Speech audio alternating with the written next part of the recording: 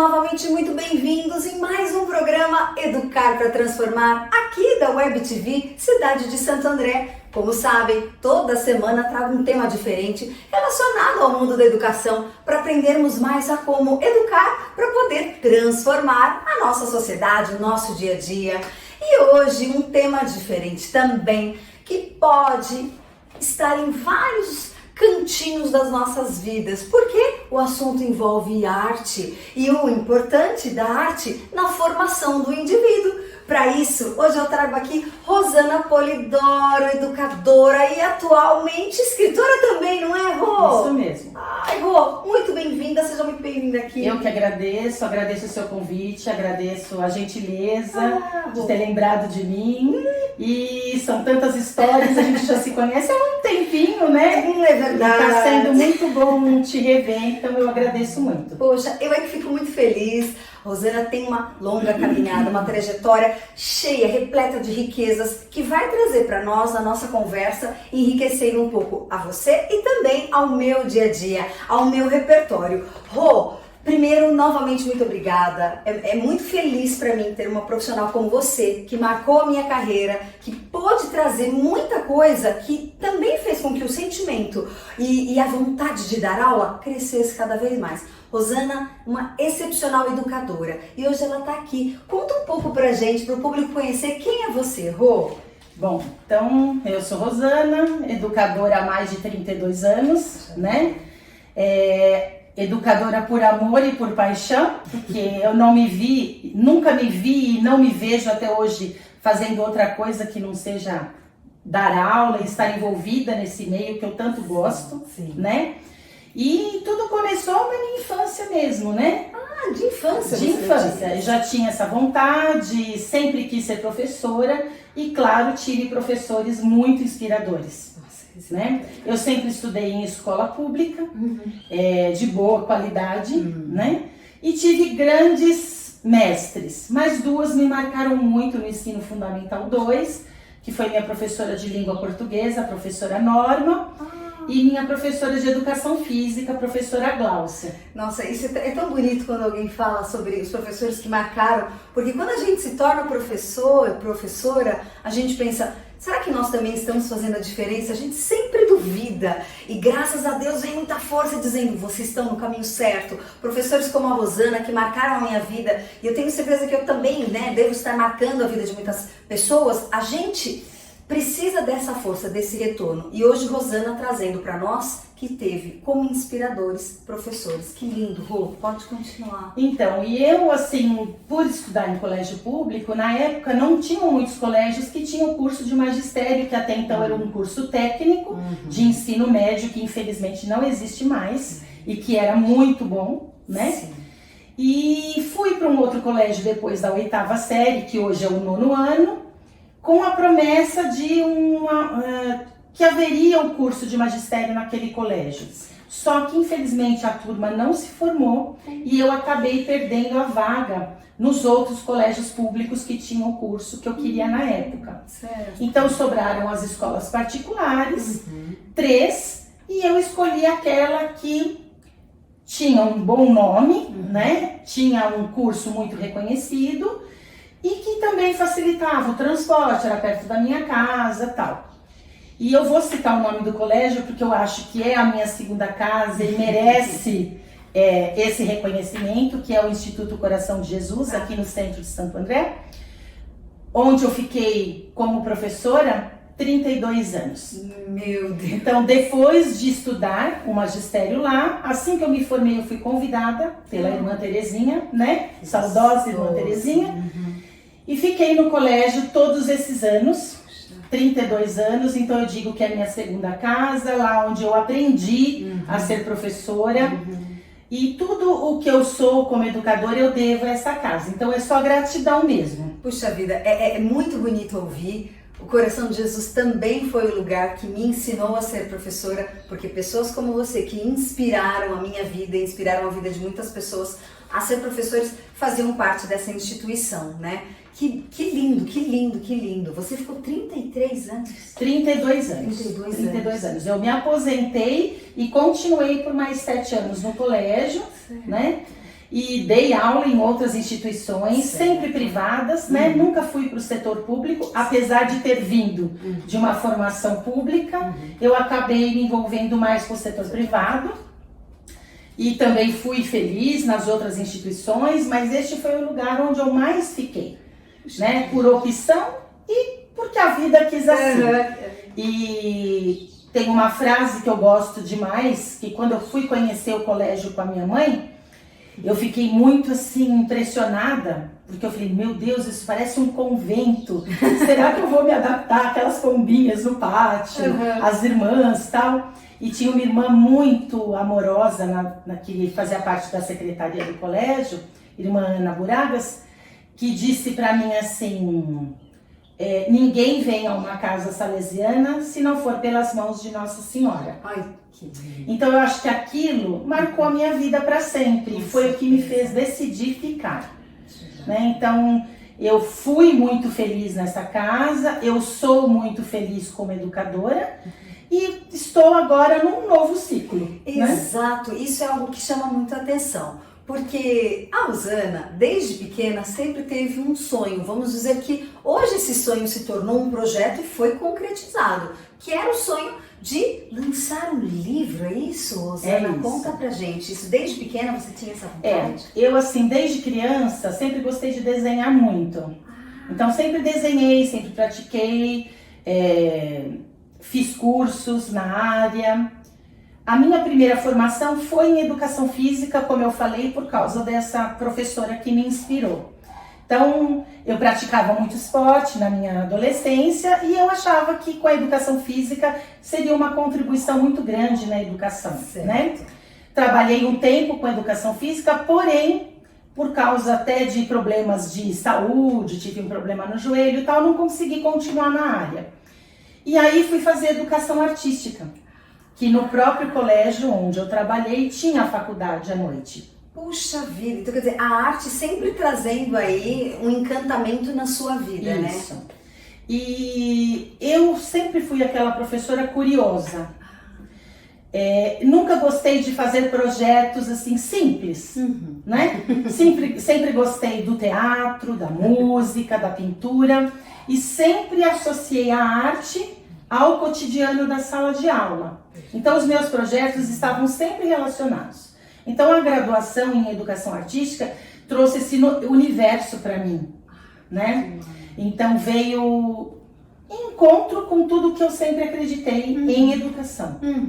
E aí fui me especializando cada vez mais nessa área, fiz algumas especializações também em filosofia, neuroaprendizagem, psicopedagogia, mas sempre trazendo a arte para o cotidiano escolar.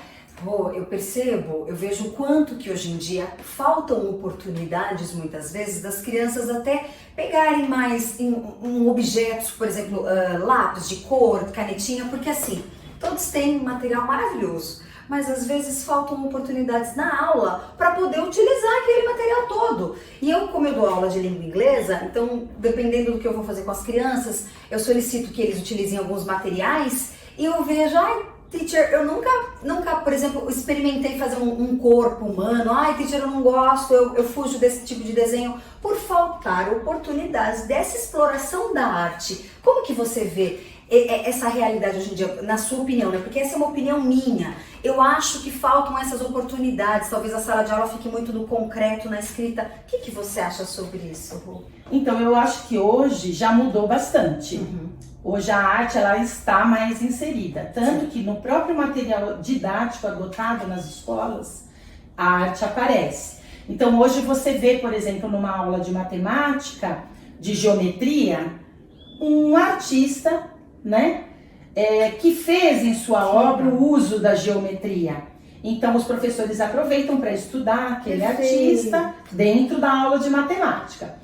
Porém, falta ainda, eu acho que ainda é pouco.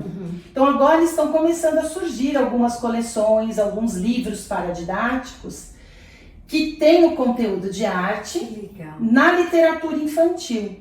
E foi através disso que eu cheguei a realizar esse meu sonho. Né? Eu sempre quis escrever livros, sempre escrevi poesia desde muito jovem, e aí queria fazer um livro de para criança, né? Um livro de literatura infantil.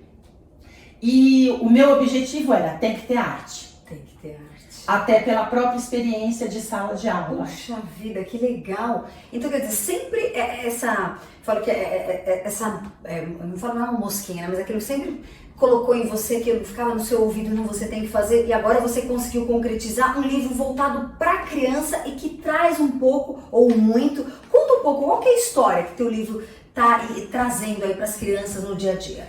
Então, a história conta sobre uma menina curiosa, que gosta de arte, desde muito pequena, que tem um incentivo da professora em sala de aula e que, escondido dos pais, desenha, porque é um pouco tímida, um pouco envergonhada e tal.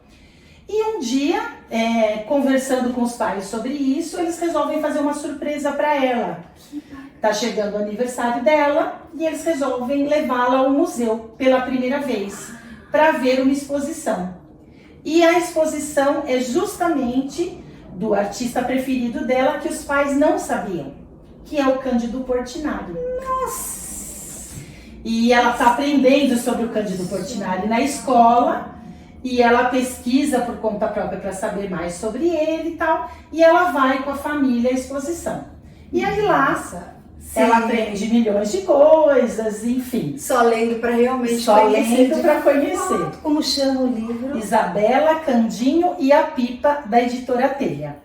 Isabela, Candinho e a Pipa. Que demais! Olha, só para não esqueçam, todo filme de programa a gente passa o nome do nosso ilustre convidado, e não só vai ter o nome da Rô, como também vai ter direitinho o contato para que você possa conhecer o livro, experimentar. E o mais legal, Rô, eu falo que o nosso programa é para todos. E muita gente, claro, do público, o público voltado da educação, né, para a educação, vem com muita força no nosso programa e pede muitas vezes sugestões para trabalhar projeto em sala de aula. E o livro da Rô, a Rô nem sabe, mas foi uma amiga minha que talvez seja amiga em comum que trouxe essa história, trouxe o conhecimento com o livro para poder buscar também uma literatura para a sala de aula. Eu fico muito encantada quando eu percebo que há pessoas como a Rosana trazendo artistas.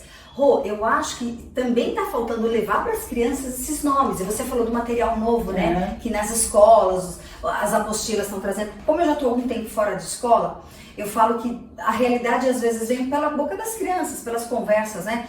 E falta, eu acho que, conhecer um pouco mais. Então, Portinari, Cândido Portinari. Você escolheu o Cândido Portinari? Teve algum motivo? Com certeza. Conta pra gente. Ele é minha paixão. Desde criança sempre foi. Na faculdade, conheci um pouco mais da obra dele e tive a oportunidade, fui agraciada, né, diante dessa minha conquista. Eu cito obras dele no livro, e por conta disso eu tinha uma grande preocupação com os direitos autorais, porque o Portinari tem um filho vivo. E ele já tem 82 anos, é um senhor, João Cândido, maravilhoso, professor da PUC do Rio de Janeiro, uma pessoa incrível que eu tive o prazer de conhecer, não pessoalmente, mas para que eu pudesse colocar as obras no meu livro, eu tomei esse cuidado, porque eu, com certeza, não queria problema nenhum com os direitos autorais, né? Sim, sim. E ele foi de uma gentileza imensa, cedendo, através do projeto Portinari, as obras para que eu publicasse. Então, se eu já tinha um encantamento pela família, o filho terminou de fechar aí. Nossa, que lindo! Isso essa história maravilhosa. Que emoção, meu Deus! Eu acho que vale a pena não só conhecer o livro da Rô, como também conhecer um pouco desse mundo do próprio Cândido Portinari, que você mesmo fala com tanta propriedade. Conta uma coisa, Rô, quando você era mais novinha na escola e tal, teve algum projeto de arte que te chamou a atenção, que você curtiu fazer e que talvez beliscou um pouco mais dessa sua inspiração voltada para a arte? Teve algum movimento artístico que você fez parte e que te marcou muito? Olha, a minha infância, como eu disse, eu estudei sempre em colégio público. E a minha escola era uma escola que produzia muita festa. Então, festa das nações, festa das mães, festa dos pais, festas maravilhosas. gincanas. Então, esse meio artístico sempre esteve inserido na minha vida. Puxa. Né? Então, as danças, as coreografias, eu tive bons professores de arte também. Que legal. Então, eu tinha na grade curricular aula de música. Então, de partitura, Puxa, de flauta, que demais. né? Então, isso existia naquela época. Que legal. E fez parte da minha formação. E depois, claro, com a faculdade de arte, marcou muito mais, com certeza, né? E eu descobri que realmente eu estava no caminho certo, que era isso que eu queria, e cada vez mais fui enxergando a importância dessa arte na formação do indivíduo. Sim, sim. Né? Porque assim, a arte ela desprende. Então você vê a criança livre. Então se ela quer desenhar daquela forma, é respeitada daquela forma. Se ela quer se expressar através de um gesto daquela forma, é daquela forma. Então esse respeito é uma coisa que eu acho que a arte traz. A arte liberta. A arte liberta, com certeza. E como muita coisa na educação é muito amarradinha, é por isso que eu acredito cada vez mais que através da arte nós podemos alcançar coisas muito maiores. Então, a minha luta na educação durante todos esses anos foi isso, mostrar para as famílias, mostrar para a instituição, mostrar para as crianças que é possível. Eu não preciso ser um grande desenhista, eu não preciso ser um excelente ator. Não é isso que a educação busca com a arte na escola, mas é o transformar.